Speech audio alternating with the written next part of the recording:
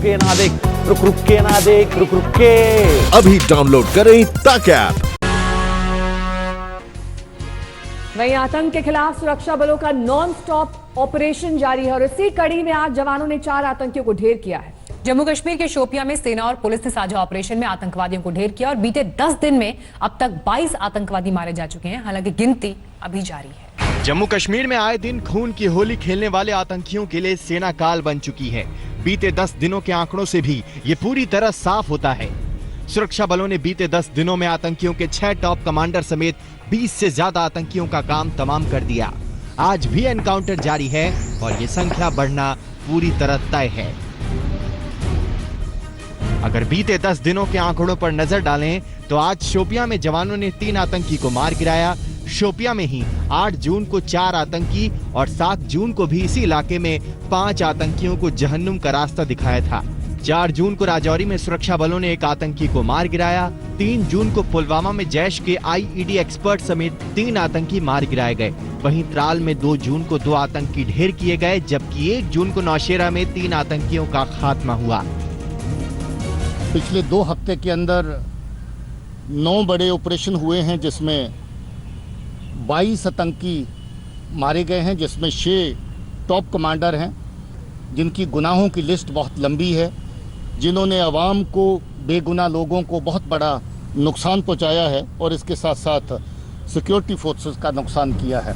जम्मू कश्मीर के शोपियां में आतंकियों के साथ मुठभेड़ चल रही है। सुरक्षा बलों ने अब तक एनकाउंटर में 3 आतंकियों को मार गिराया है। इलाके में 3 से 5 आतंकियों के छिपे होने की खबर थी। सेना और पुलिस का साझा ऑपरेशन जारी है।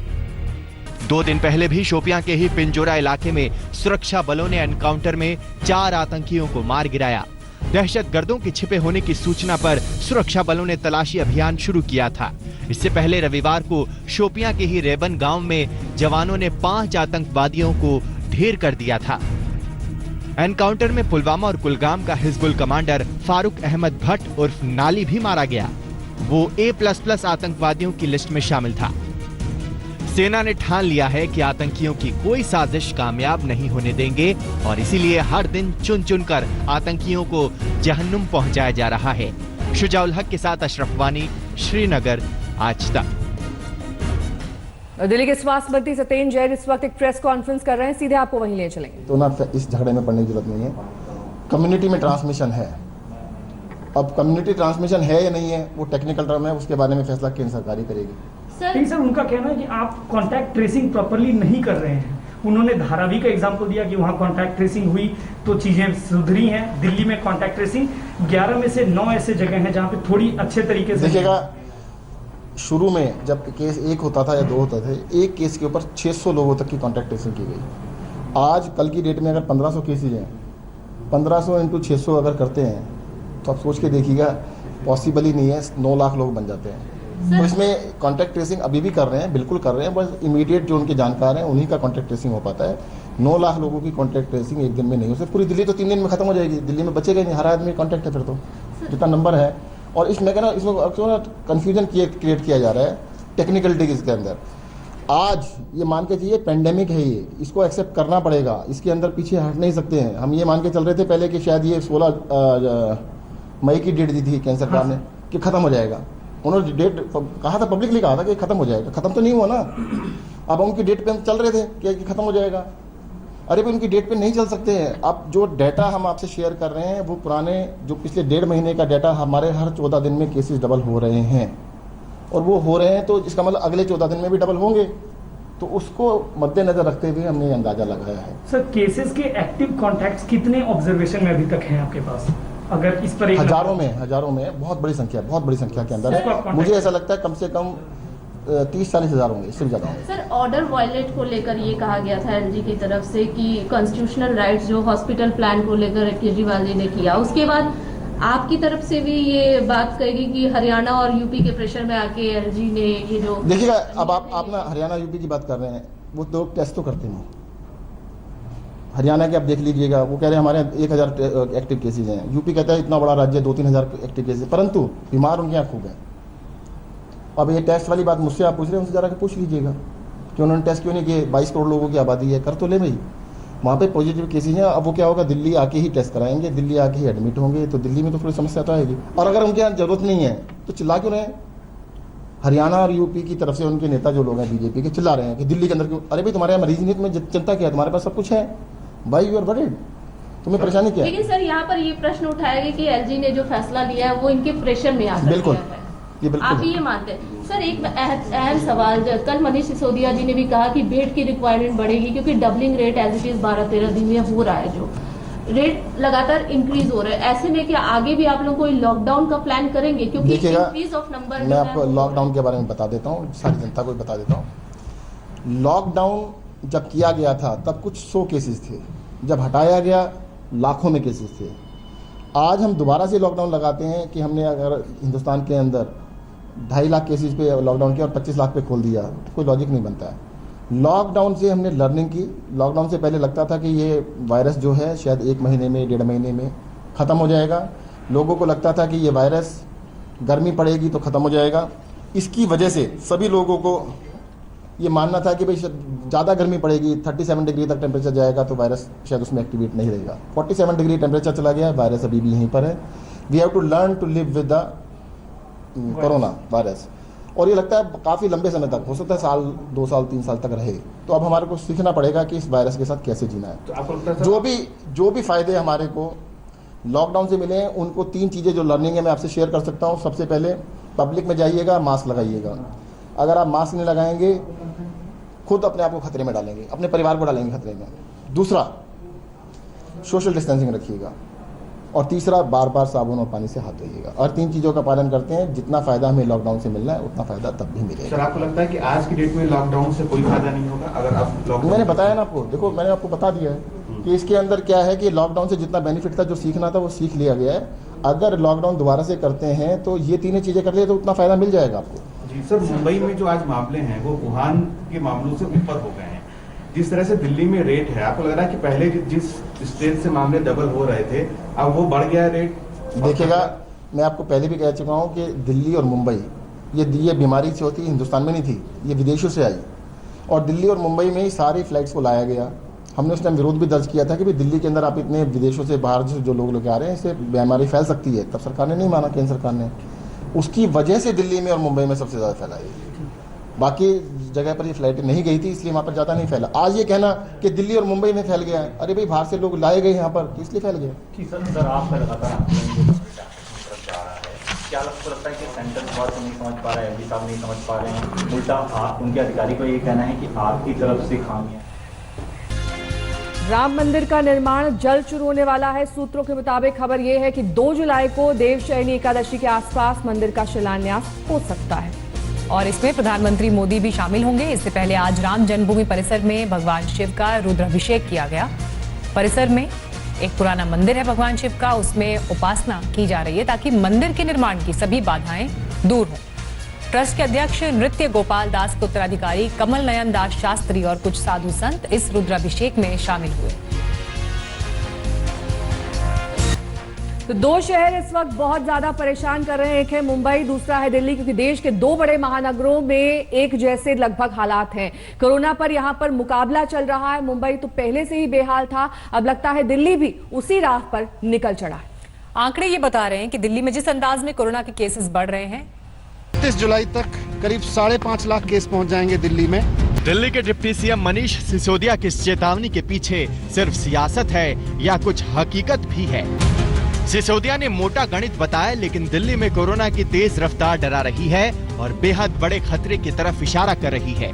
अगर सावधानी नहीं बरती गई तो दिल्ली मुंबई को पीछे। पिछले 7 दिनों में दिल्ली में कोरोना की ग्रोथ रेट 5.24% थी, जबकि मुंबई में कोरोना की ग्रोथ रेट 2.99%। इस रफ्तार से 7 जुलाई तक मुंबई में कोरोना के मामले 1,18,004 होंगे तो दिल्ली में 1,34,061 हो जाएंगे।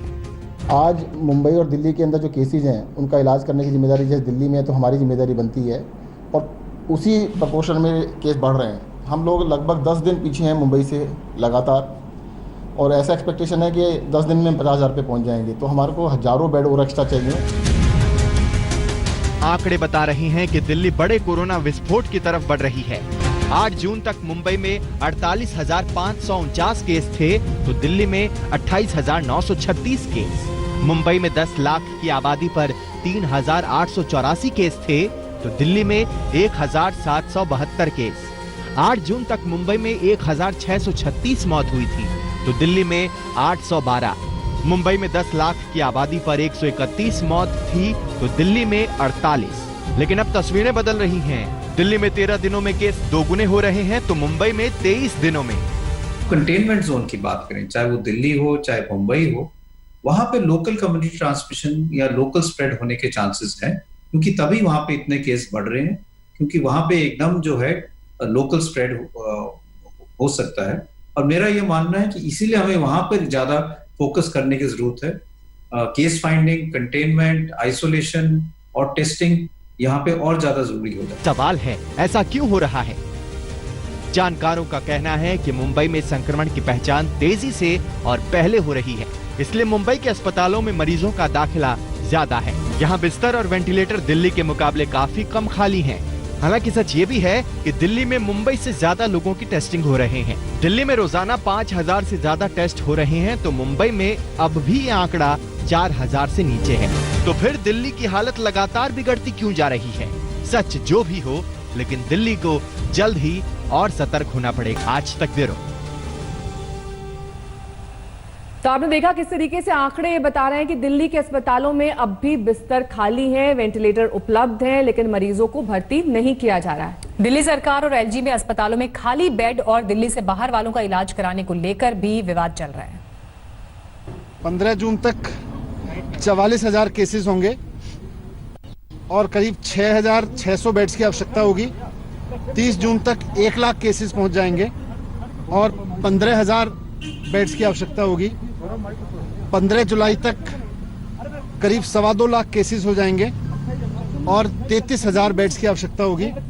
31 जुलाई तक करीब 5.5 लाख केस पहुंच जाएंगे दिल्ली में और उसके लिए करीब 80,000 बेड्स की आवश्यकता होगी। मैंने डायरेक्शंस ये दिए हैं कि ऐसी जगह भी आइडेंटिफाई की जाएं, जैसे कि जहां की हम large scale makeshift facility provide कर सकें छोटे टाइम में ही, छोटे वक्त में, जैसे कि प्रगति मैदान है, IGI है, इंदिरा गांधी इंटरनेशनल स्टेडियम जो है, त्यागराज स्टेडियम है, जवाहरलाल नेहरू स्टेडियम है, वगैरह वगैरह। वी ऑल्सो प्लान टू हम कोशिश ये भी कर रहे हैं कि बैंक्वेट हॉल्स, मैरिज हॉल्स वगैरह को भी हम इस्तेमाल करें। जामा मस्जिद के कर्मचारी की कोरोना से जान चली गई। शाही इमाम के प्यारो अमानुल्लाह खान को 1 हफ्ते पहले कोरोना संक्रमित पाया गया था। उन्हें सफदरजंग अस्पताल में भर्ती किया गया था।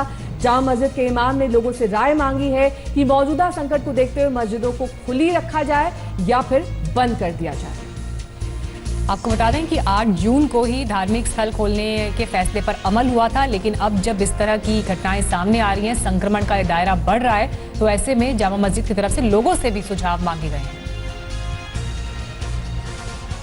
चीन का शहर वुहान ये वो शहर है जहां से कोरोना वायरस पूरी दुनिया में फैला, लेकिन अब हालात ये हैं कि मुंबई वुहान से संक्रमण के मामले में आगे निकल गया है। मुंबई में कोरोना केस 51,000 के पार पहुंच गए हैं, जबकि वुहान में 50,000 से थोड़े ही ज्यादा कोरोना केसेस थे। अगर यही रफ्तार रही तो मुंबई का हाल क्या होगा ये कोई नहीं जानता।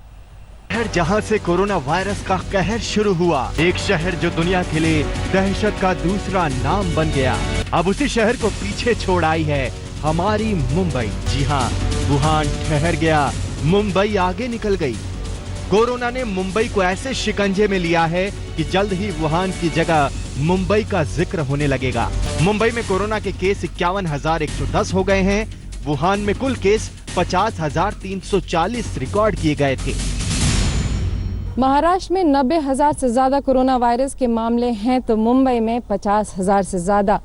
पिछले 24 घंटों में 120 लोगों की मौत महाराष्ट्र में हुई है तो अकेले मुंबई में इसकी आधी यानी कि 58। फिलहाल मुंबई में ICU 99% ऑक्युपाइड है तो वेंटिलेटर्स तकरीबन 95%। वुहान की सच्चाई नहीं मालूम। चीन ने दुनिया से वुहान की हकीकत छिपाई। जानकारों का कहना है कि वुहान में केस का आंकड़ा कई गुना ज्यादा हो सकता है। लेकिन हमारे लिए तो असली चिंता की वजह महाराष्ट्र और मुंबई ही है। वुहान कोरोना से बहुत आगे निकल गया, वहीं मुंबई है कि सारे रिकॉर्ड टूटते जा रहे हैं। मुंबई में 24 घंटे में 1000 से ज्यादा मामले आ गए। एक दिन में 1650 से ज्यादा लोग ठीक भी हुए, लेकिन 58 लोगों की जान भी चली गई।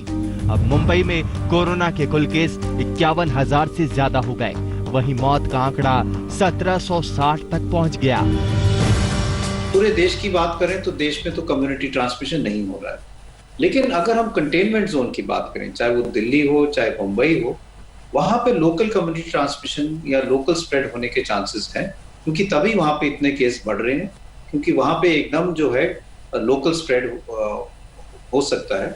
और मेरा ये मानना है कि इसीलिए हमें वहां पर ज्यादा फोकस करने की जरूरत है। केस फाइंडिंग, कंटेनमेंट, आइसोलेशन और टेस्टिंग यहाँ पे और ज्यादा जरूरी। मुंबई में खतरा धारावी को लेकर जताया जा रहा था, लेकिन धारावी में हालात बेहतर हो रही, केस की संख्या कम हो रही है।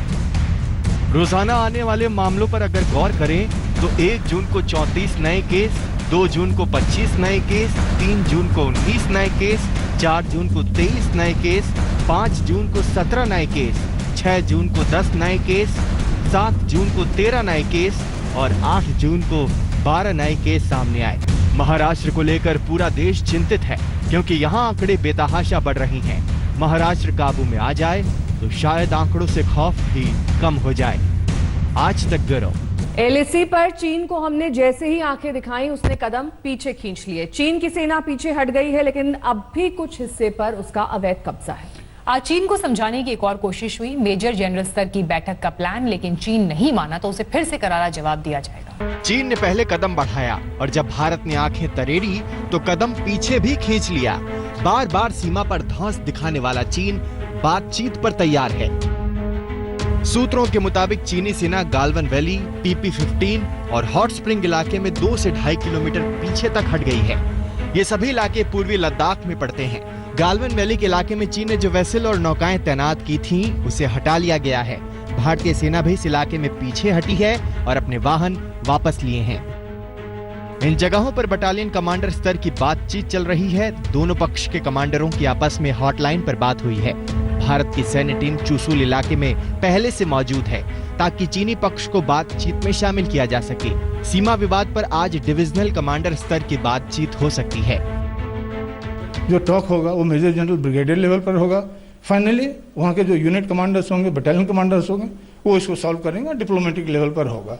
तो ये हम लोग का बिल्कुल आज का नहीं है, बहुत पुराना चल रहा है। और खास करके जब प्रेजेंट गवर्नमेंट आई है, मजबूती दिखाते हैं लेकिन समझदारी के साथ रहना। अभी जो ये मधुर वाणी चीन बोल रहा है कि टेंशन नहीं होना चाहिए और ये जो विवाद है ये डिस्प्यूट में, लड़ाई में न परिणत हो, ये सब समय खरीदने की क्या प्रयत्न है, ताकि जो कोविड-19 पे हिंदुस्तान चीन को न घेरे और एंटी चाइना प्लेटफॉर्म ज्वाइन न करे। अब असल पेच 4 फिंगर इलाके को लेकर है, जहां चीनी सेना अब भी डटी है। 4 फिंगर इलाका हमेशा से भारत के एकाधिकार में रहा है। ये समझना जरूरी है कि आखिर फिंगर 4 का पूरा विवाद क्या है। लद्दाख में 14,000 फीट की ऊंचाई पर पैंगोंग झील है। झील से सटी हाथ की उंगलियों के आकार की 8 पहाड़ियां हैं। फिंगर 1 से 8 तक पूरा इलाका भारत का है। फिलहाल 1 से 4 फिंगर तक के इलाके पर ही भारत का नियंत्रण है। फिंगर 4 से 8 तक के इलाके को लेकर विवाद है। चीन की सेना फिंगर 4 तक आई तो विवाद बढ़ा। विरोध के बावजूद चीन की सेना फिंगर 4 से पीछे नहीं हटी है। दुनिया कोरोना से जूझ रही है। कोरोना पर असलियत छिपाने वाले चीन पर पूरी दुनिया आग बबूला है, लेकिन चीन सीमा पर शैतानियां दिखा रहा है। शायद ध्यान भटकाने की कोशिश है। तो देश के अंदर चीन को लेकर राजनीतिक तनातनी है। कांग्रेस सांसद राहुल गांधी ने नया हमला किया है। चीन की सेना आई, लद्दाख में हमारी जमीन पर कब्जा कर लिया। प्रधानमंत्री मोदी चुप हैं, दृश्य से गायब हैं। तो केंद्रीय गृह राज्य मंत्री का जवाब आया। पंडित नेहरू मान चुके हैं कि चीन ने 1959 में सड़क बना ली थी। कांग्रेस के शहजादे की नींद अब टूटी है। राहुल गांधी चीन पर मोदी सरकार को लगातार घेर रहे हैं, क्योंकि चीन की शैतानियां बार बार सामने आ जाती हैं। अभिषेक भल्ला और मंजीत नेगी के साथ आज तक ब्यूरो। असम के तिनसुकिया जिले में ऑयल फील्ड में तेल के कुएं में भीषण आग लग गई है। आग पर काबू पाने की कोशिश लगातार तेज है। ऑयल इंडिया लिमिटेड ONGC के साथ कई विशेषज्ञ आग पर काबू पाने में जुटे हुए हैं। आशंका यही जताई जा रही है कि आग पर पूरी तरह से काबू पाने में करीब 4 हफ्ते का वक्त लग सकता है। इसके साथ ही आसपास के इलाकों को खाली कराया जा रहा है। नमस्कार, मैं हूं अंजना ओम कश्यप। हमें उम्मीद है ये वीडियो आपको पसंद आया होगा। लेटेस्ट खबरों के लिए यूं ही देखते रहिए आज तक, और इस वीडियो के पसंद आने पर लाइक, शेयर एंड सब्सक्राइब करना ना भूलें।